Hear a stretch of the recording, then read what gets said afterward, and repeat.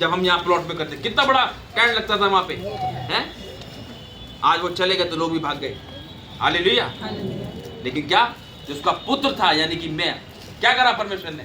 नियुक्त किया है। और कहाँ कलीसिया चल रही है?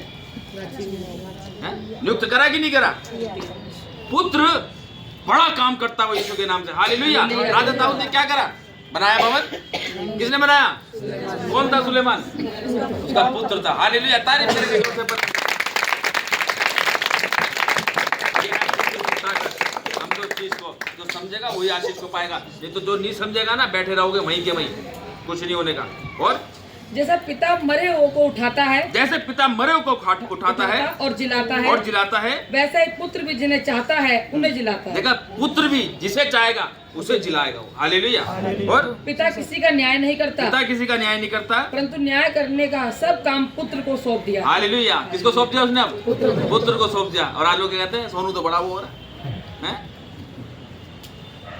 ये तो बड़ा वो हो रहा है। तो किसी कहने से बात होती है? परमेश्वर कहता है जिसको मैं नियुक्त करता हूँ कोई उसे गिरा नहीं सकता।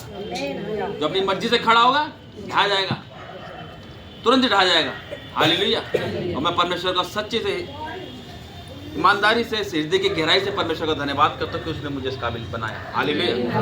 और कि सब लोग जैसा पिता का आदर करते हैं वैसे ही पुत्र का भी आदर करें। किसका आदर करे? किसका? पुत्र कौन है? परमेश्वर का। हालेलुया। पुत्र कौन है? बोलो प्रभु यीशु मसीह। कि सब लोग जैसे पिता का आदर करते हैं वैसे ही पुत्र का भी करें। हालेलुया। जो लोग पुत्र को तुच्छ जानेगा परमेश्वर उसको तुच्छ जानेगा, और जो लोग पुत्र की मानेगा परमेश्वर उसकी मानेगा। हालेलुया। और जो पुत्र का आदर नहीं करता वह पिता का जिसने उसे भेजा है आदर नहीं करता। देखा, जो पुत्र का आदर नहीं करता वैसे ही जो पिता ने जिसे भेजा है उसका आदर नहीं करता। हालेलुया। आज देखो प्रभु यीशु मसीह ने अपने दासों को नियुक्त कर रखा है। हम परमेश्वर की संतान है। मैं अंगीकार करता हूँ मैं प्रभु यीशु मसीह का बेटा हूँ। मैं, परमेश्वर ने कहा कि आदर कर। आज लोग आदर करते हैं तो वो आशीष को पाते हैं, और जो निरादर करते हैं, नई बातों को सुनते हैं, आने वाले टाइम में अपने आप को देखेंगे वो कि हमने क्या करा। परमेश्वर की दास की बातों का हमने आदर नहीं किया, उसका निरादर किया, धोखा खाएंगे वो लोग। क्योंकि मैं नहीं कह रहा, ये परमेश्वर का वचन कह रहा है। हालेलुया। आज जो लोग अपने आप को बड़ा समझ रहे, परमेश्वर उन्हें नीचा करेगा यीशु के नाम से। ये मेरी परमेश्वर का वचन कह रहा है। समझो उस चीज को। मैं यूं नहीं कह रहा कि तुम मैं जब आऊँ तो मैं ऐसे करो वैसे करो। ये परमेश्वर का वचन कह रहा है। रिस्पेक्ट करने का मतलब बस, मैं परमेश्वर का वचन कहता है मेरे अगुओं की सुनो बस। अब मैं तुम्हारे बारे में क्या गलत कहता हूँ? अगर मैं कह रहा हूँ कि भाई तू दारू मत पी, तो क्या मैं गलत कह रहा हूँ? अगर मैं कुछ चीज़ तुम्हें समझा रहा हूँ तो तुम्हारे भलाई के लिए परमेश्वर के वचन के अकॉर्डिंग तो समझाई जा रही सारी बातें। अगर तुम मानोगे तो किसका फायदा होगा? आपका ही तो फायदा होगा, क्योंकि परमेश्वर ने कहा इस चीज़ को समझाने के लिए। मैं कहता हूँ कि आप संडे आओ, छोड़ के देखो परमेश्वर के लिए एक दिन अपने काम को तो देखो।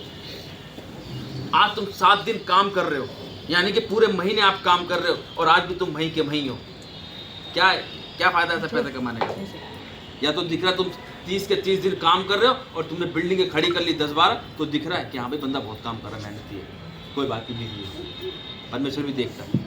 आज तुम 7 दिन काम करो, आज वहीं के वहीं बने पड़ो, तो क्या फायदा से काम करने का? मुझे ये बताओ।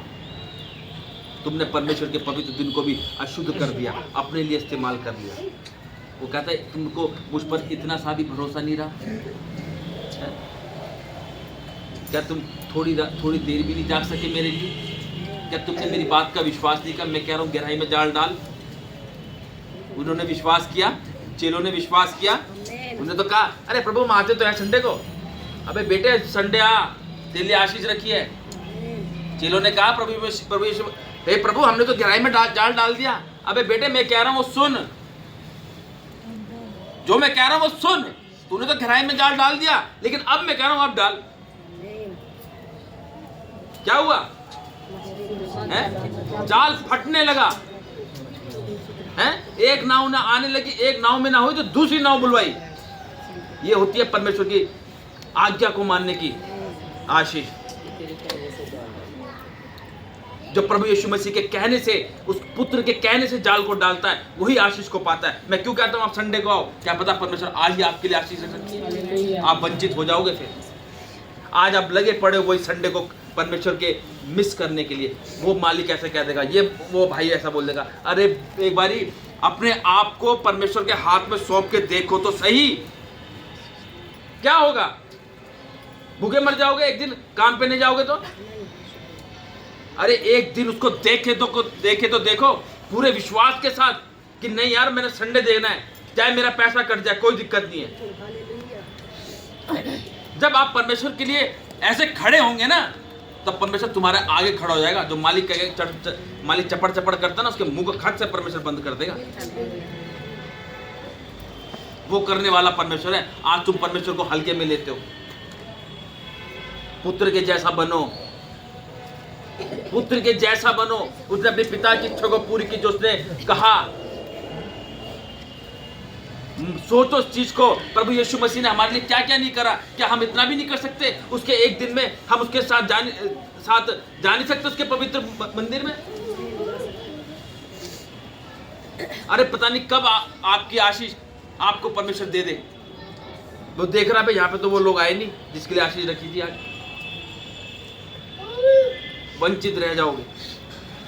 कुछ नहीं चाहता परमेश्वर आप लोगों से, ये बात ध्यान रखना। बस वो कहता है मेरी आज्ञाओं को मान। हालेलुया।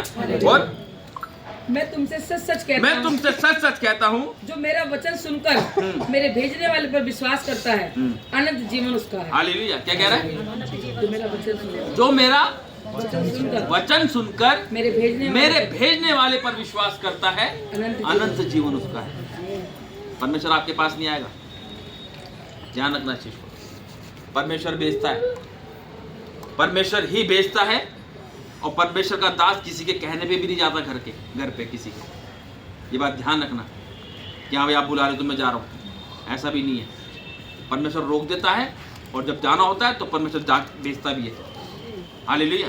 इसलिए वो कह रहा है इस चीज को लेके कि मैं तुमसे सच सच कहता हूँ कि जो मेरा वचन सुनकर मेरे भेजने वाले पर विश्वास करता है, अनंत जीवन उसका है। और उस पर दंड की आज्ञा नहीं होती, परंतु वह मृत्यु से पार होकर जीवन में प्रवेश देखा, मृत्यु से पार होकर वो जीवन में क्या करता है? प्रवेश करता है। हालेलुया। और मैं तुमसे सच सच कहता हूँ वह समय आता है और अब है जिसमें मृतक परमेश्वर के पुत्र का शब्द सुनेंगे। मृतक परमेश्वर के पुत्र का शब्द सुनेंगे, और जो सुनेगा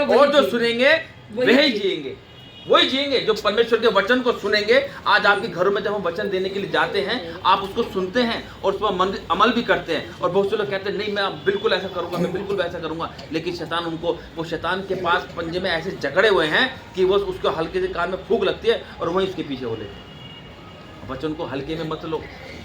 ये मेन ही परमेश्वर का वचन कह रहा है। कह दी ना उसने कि जो मेरे वचन को सुनकर मेरे भेजने वाले पर विश्वास करता, अनंत जीवन उसका। विश्वास करोगे अनंत जीवन आपके पास है। ये बात ध्यान रखना। आप सुनते नहीं हो इसलिए आपके जीवन में टेंशन बनी रहती है।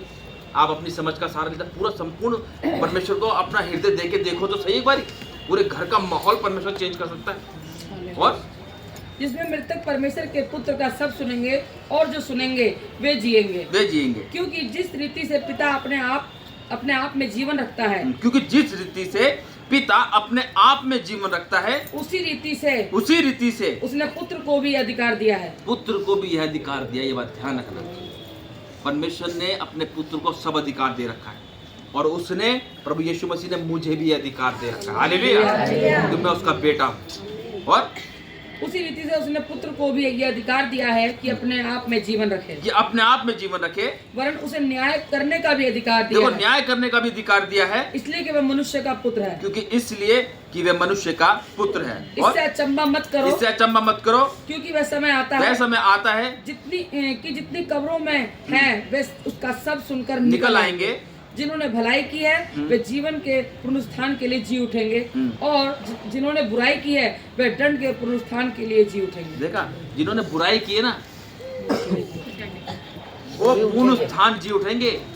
इसलिए वचन कहता है बुराई नहीं करनी, आज अपने आप को चेंज करें और उस वचन को घर जाके स्टडी करेंगे, उसको ध्यान से पढ़ेंगे कि यार परमेश्वर ने हमारे लिए क्या क्या काम करे। सोचना पता आपको सब कुछ है, लेकिन जब वचन को आप खोल के पढ़ेंगे ना, तब आपकी ज्ञान इंद्रिया परमेश्वर खोलेगा। इसलिए परमेश्वर का वचन कहता है कि पुत्र की सुनो, हालेलुया, हालेलुया, और जो सुनेगा वही आशीष को पाएगा। हालेलुया। तो सुंदर वचन के द्वारा परमेश्वर हम सबको आशीष दे।